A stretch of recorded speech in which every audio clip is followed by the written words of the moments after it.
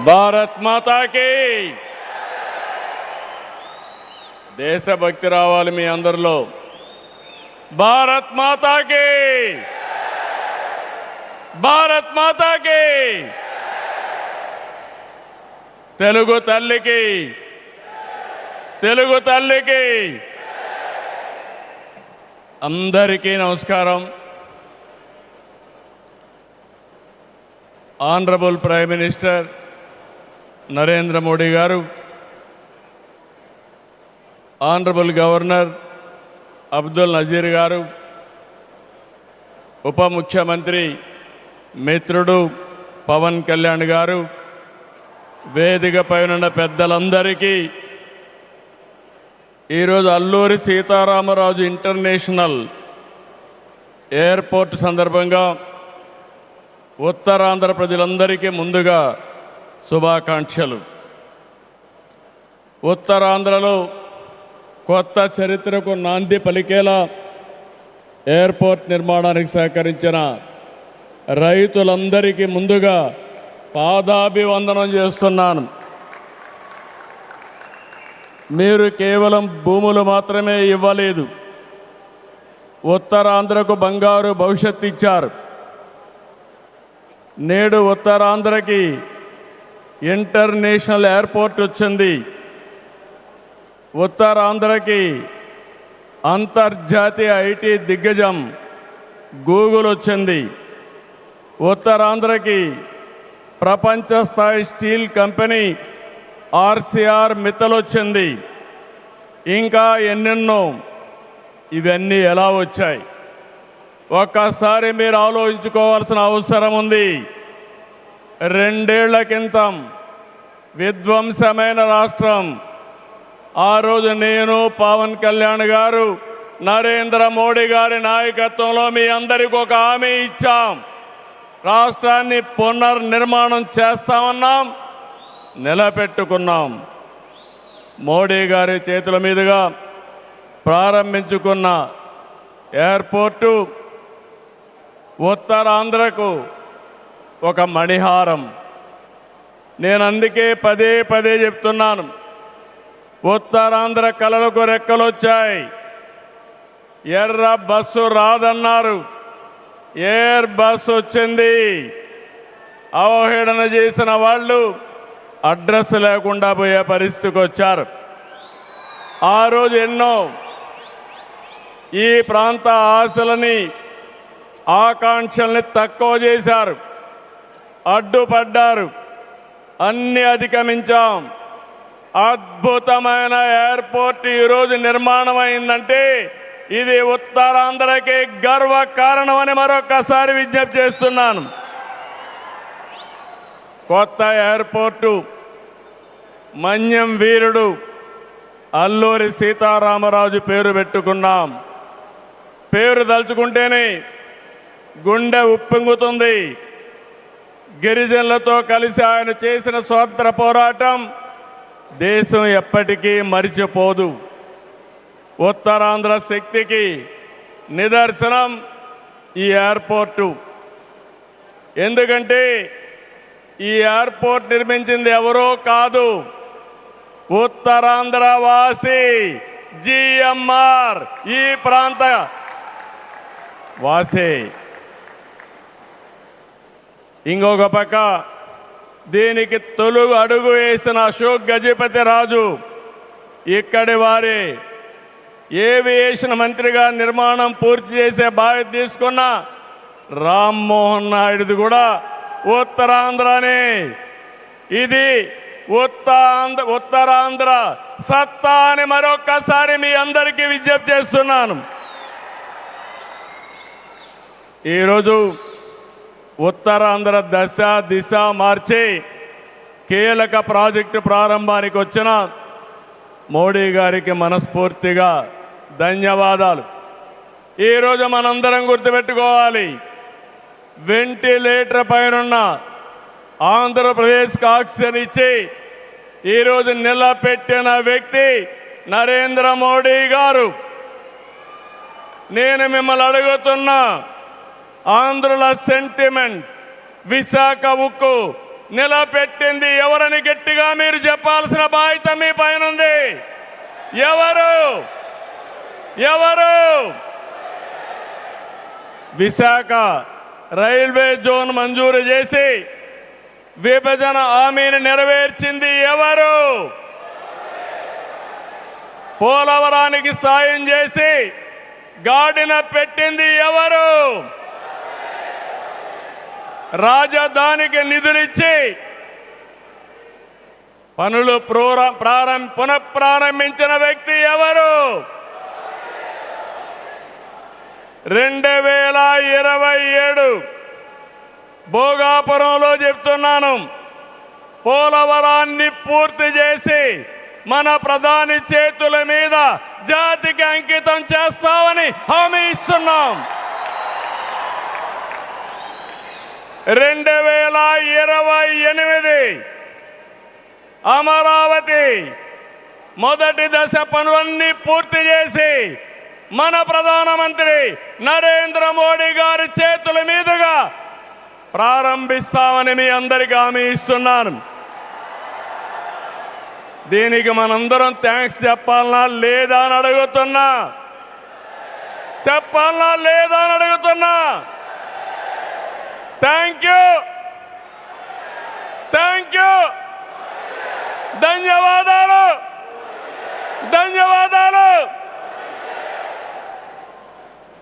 ASR airport 2703 ఎకరాలు, 5641 కోట్ల రూపాయలు అద్భుతంగా వచ్చింది.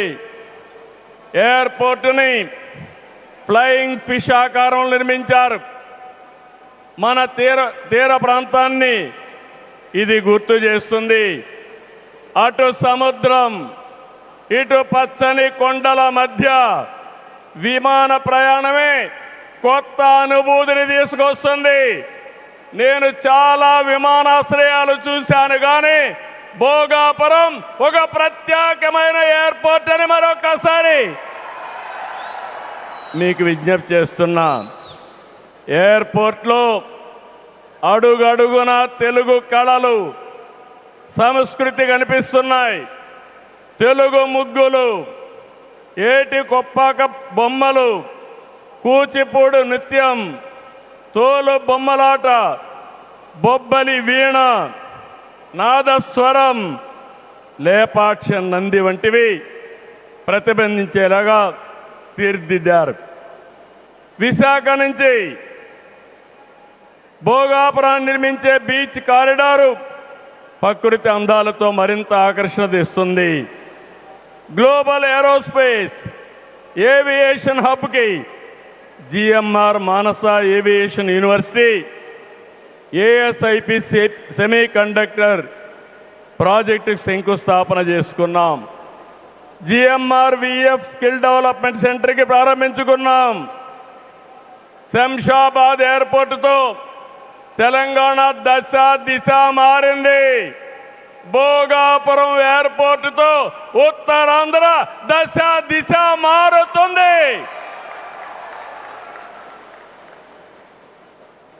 2015లో ఆనాడు ప్రధానమంత్రిగా ఉన్న నరేంద్ర మోడీ గారి నాయకత్వంలో ప్రకటన చేశాం. 19లో అనుమతులు తెచ్చి శంకుస్థాపన చేశాం. భోగాపురానికి నాడు కొబ్బరికాయ కొట్టింది మనమే, నేడు గుమ్మడికాయ కట్టింది మనమే. గుర్తుపెట్టుకోమని కోరుతున్నాను.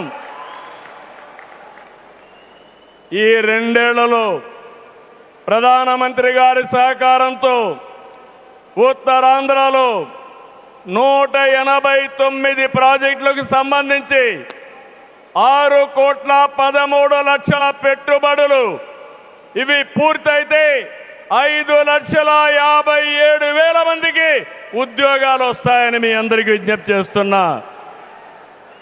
ఉత్తరాంధ్రలో వచ్చే 3 ఏళ్లలో 2,784 కోట్లతో 8 ప్రధాన సాగునీటి ప్రాజెక్టులు పూర్తి చేస్తాం. ఇది కాకుండా 65 సంవత్సరాలుగా పెండింగ్ ఉన్న నేరేడు బ్యారేజీని కేంద్రం క్లియర్ చేశారు. దశాబ్దాల కలని నిజం చేస్తాం. ఈ నెల 14వ తేదీన గోదావరి నీటిని ఉత్తరాంధ్రకి ముఖ్యంగా అనకాపల్లికి తీసుకొచ్చే బాధ్యత ఎన్డీఏ ప్రభుత్వం తీసుకుంటాం. గోదావరి పోల వంశధారిని అనుసంధానం చేసే బాధ్యత తీసుకుంటాం. ఉత్తరాంధ్రలో టూరిజం, ఫార్మా, నేషనల్ హైవేలు, పోర్ట్లు, ఎయిర్పోర్ట్లు, railway connectivity, rare earth minerals, ప్రసిద్ధ పుణ్యక్షేత్రాలు, అరకు, పాడేరు, సుందర ప్రాంతాలు లేనిదంటూ లేదు. వీటితో ఉత్తరాంధ్ర నుంచి వలసలు పోరు. వేరే ప్రాంతాల్లో శ్రీకాకుళం కాలనీలు ఉండవు. వేరే ప్రాంతం నుంచి ఉత్తరాంధ్రకు వలసలు వచ్చే రోజు తొందరలోనే ఉందని మరొకసారి విజ్ఞప్తి చేస్తున్నాను. మిమ్మల్ని కోరేది ఒకటి, ప్రతి వ్యక్తికి అవసరమైన అవకాశాలు కల్పిస్తున్నాం. వాటిని అందిపుచ్చుకోండి. మీ జీవితాలకి మార్చుకుంటూనే సమాజం కోసం, ఈ ప్రాంతం కోసం పనిచేయాల్సిందిగా మిమ్మల్ని అందరినీ కోరుతున్నా. ఈ సందర్భంలో నేను ఒక్క విషయం మీ అందరికి గుర్తు చేయాలి. ఇప్పుడే పవన్ కళ్యాణ్ గారు కూడా ఆవేదన గుర్తు చేశారు. We are in inspiring time. PM Saab, Modi Saab, I am telling you with my heart. We are in inspiring time. The world has moved from IT to AI. The right knowledge is available. The right technology is maturing. But we need leaders to deliver. Democratic countries everywhere are facing crisis, searching for new leaders. We are fortunate, India is fortunate. There is a tested leadership. 25 years, Narendra Modi ji as Chief Minister and Prime Minister of India has done extraordinary work. నేను చెప్పింది వాస్తవం అయితే మోడీ గట్టిగా చెప్పాలి. Modi, Modiji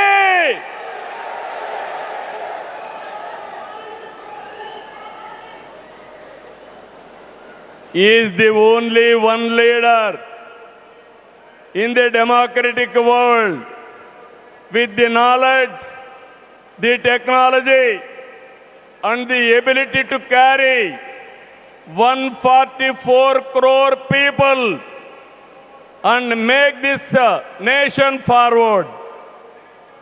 For the last 12 years, all of us have to compare tremendous track record, digital public infrastructure. Today I can say proudly, world largest transactions, digital transactions are happening not in America, not in China, but in India. That is the credit Narendra Modi ji has done. Financial inclusion, Jan Dhan. Yes, Modi. Louder. Second, financial inclusion. Ordinary man, JAM. It is a historical moment. Without corruption, any benefit is going to the last mile, that is DBT. Nowhere in the world, in India it has been established. Infrastructure, You have seen Bhogapuram. Like this, so many airports. National highways, I can say proudly, nowhere in the world our national highways can beat. Railways, yesterday, high-speed trains are coming. And also, green hydrogen train has come in India. First time, that is what Narendra Modi ji. Ports, metros, green energy. Nobody dreamt 500 gigawatts of green energy. Surya Ghar. And also, he promoted green energy like anything. GST is a breakthrough reform. Welfare, every poor person house, Ayushman Bharat, LPG, JJM, through JJM, every home he wanted to give tap water.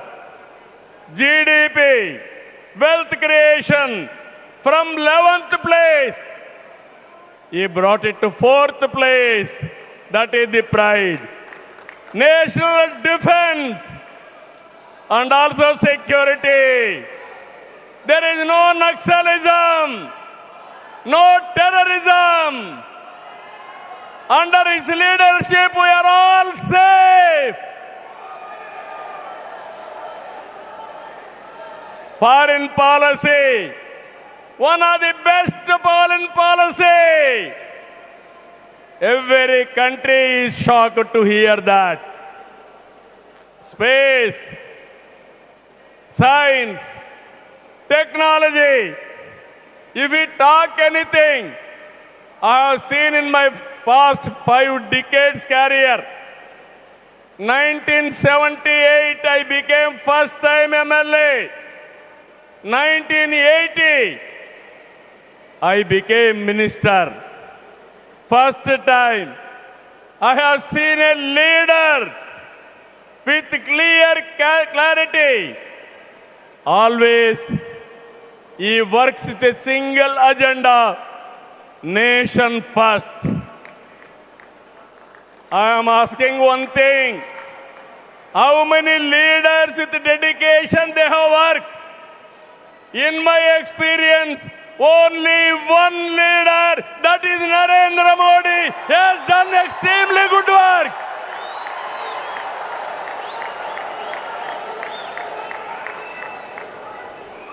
He is having a clarity. Vikasit Bharat 2047. There are external factors. Somewhere,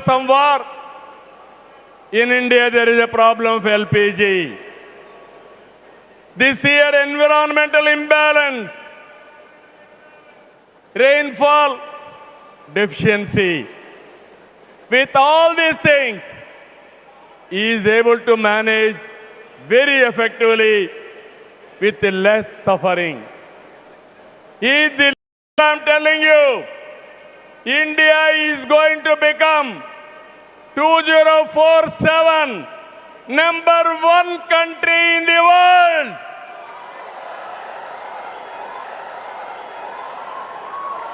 It is possible with Narendra Modi ji. Always I am saying one thing. Right man, right time, right place is the blessing. Nation is blessed with his leadership. I am appealing entire nation. You have to think only one thing. Without Narendra Modi ji, we cannot imagine 2047. He is the tallest leader in the world. If we go to any country, everybody is respecting. That is the pride he brought for the nation. hands off to him. All of us has to stand with him. గట్టిగా లేచి నిలబడుకొని సంఘీభావాన్ని తెలియజేయండి.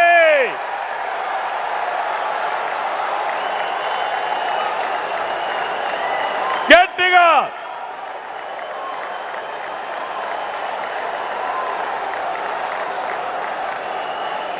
It is our responsibility, our commitment for the nation. Nation first, persons next. So I am very happy. Entire nation has to understand the amount of development, the amount of respect India is commanding globally. Only one man is leading. One leader is leading. That leader is Narendra Modi ji. We have to protect his leadership. All of us have to talk about it. Those who are criticizing him, they have to understand what they have contributed for this nation. He has done for the last 25 years extraordinary work. So with this, భారతదేశాన్ని number 1గా నిలబెట్టే శక్తి నరేంద్ర మోడీ గారికి ఉంది. తెలుగు జాతి చరిత్ర సృష్టించే శక్తి మనకుంది. అల్లూరి సీతారామరాజు స్ఫూర్తితో ఐక్యంగా అడుగేద్దాం. అటు కేంద్రం ఇటు రాష్ట్రం కలిసి ముందుకెళ్దాం. తెలుగు జాతిని నెంబర్ 1గా చేసుకోవాలని మరొక్కసారి మీ అందరికీ విజ్ఞప్తి చేస్తూ, ఉత్తరాంధ్ర మళ్ళీ చెప్తున్నా, ఇంక మీరు పేద అరుపులు అరవడానికి లేదు. ఉత్తరాంధ్ర ఉత్తమ ఆంధ్ర, నెంబర్ 1 ఆంధ్ర, నెంబర్ 1 ప్రపంచంలో దేశం రావాలి. విత్ దిస్ మరొకసారి మీ ఉత్సాహం చూశాను, మీ కమిట్మెంట్ చూశాను. ఇక్కడ ఎంతమంది ఉన్నారో ఎంతమంది బయటనున్నారు. ఈరోజే మన గిరిజన పిల్లలు దింసా డాన్స్ చేసి గిన్నీస్ రికార్డు తెప్పించారు, వరల్డ్ బుక్ ఆఫ్ రికార్డ్స్ తెప్పించారు. వాళ్ళందరినీ అభినందిస్తూ మనస్ఫూర్తిగా ఈ కార్యక్రమాన్ని జయప్రదం చేసిన మిమ్మల్ని అందరినీ అభినందిస్తూ ధన్యవాదాలు తెలియజేసుకుంటూ సెలవు తీసుకుంటున్నాను. జై భారత్, జై తెలుగు తల్లి, జై హింద్.